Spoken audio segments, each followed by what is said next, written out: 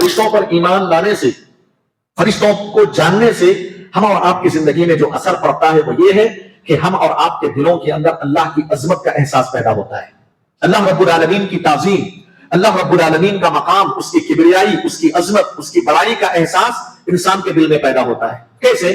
وہ اس طریقے سے کہ فرشتوں کو آدمی جتنا زیادہ جانے گا کہ وہ نورانی مخلوق ہے، اتنی عظیم مخلوق ہے، تو آپ کے دل میں یہ احساس ہوگا کہ جب مخلوق اتنی عظیم ہے تو اس کا پیدا کرنے والا کتنا بڑا ہوگا،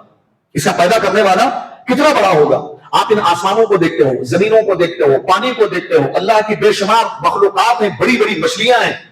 ہاں ان مخلوقات کو دیکھ کر اس کے پیدا کرنے والے کی عظمت کا احساس ہوتا ہے کہ اس کا پیدا کرنے والا کتنا بڑا ہے۔ میرے بھائیوں، میں نے یہ بات آپ کے سامنے کہا تھا کہ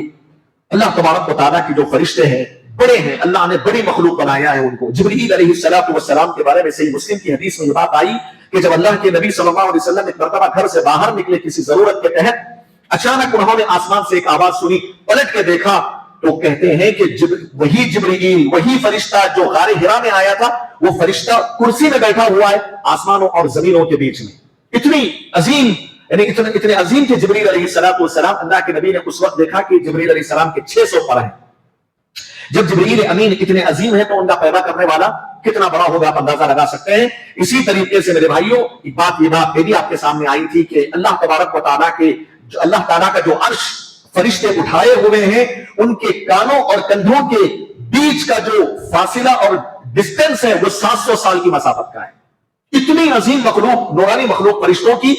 جب آپ یہ جانیں گے نا کہ فرشتے اتنے عظیم ہیں تو اللہ تبارک و تعالیٰ کی عظمت کا احساس پیدا ہوتا ہے کہ جب یہ مخلوق اتنی عظیم ہے تو اس کا پیدا کرنے والا کتنا عظیم ہوگا، سبحان اللہ، کتنا بڑا ہوگا اللہ تبارک و تعالیٰ، اس کا تھوڑا بہت اندازہ ہو جاتا ہے۔ ورنہ میرے بھائی یاد رکھیے، اللہ تعالیٰ اتنا بڑا ہے، اتنا بڑا ہے، ہماری عقلیں اللہ تبارک و تعالیٰ کی عظمت کو صحیح معنوں میں ادراک نہیں کر سکتے کہ اللہ کتنا بڑا ہے۔ ہم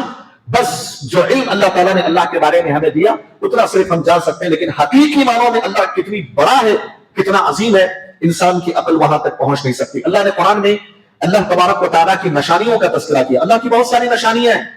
ان نشانیوں میں خاص طور سے اللہ نے کہا آسمان اور زمین اللہ کی نشانیاں ہیں۔ وَمِنْ آيَاتِهِ خَلْقُ السَّمَاوَاتِ وَالْأَرْضِ وَمَا بَثَّ فِيهِمَا مِنْ دَابَّةٍ وَهُوَ عَلَى جَمْعِهِمْ إِذَا يَشَاءُ قَدِيرٌ۔ اور یہ سمندر میں، زمین میں چلنے والے جانور ہیں، حیوانات ہیں، طرح طرح کی اللہ تعالیٰ کی نشانیاں ہیں۔ ان نشانیوں میں فرشتے بھی اللہ تبارک و تعالیٰ کی نشانیوں میں ایک بڑی نشانی ہے کہ اللہ تعالیٰ کے پیدا کرتا فرشتوں کو آپ جان کر اس پر ایمان لا کر اللہ کی عظمت کو پہچان سکتے ہو۔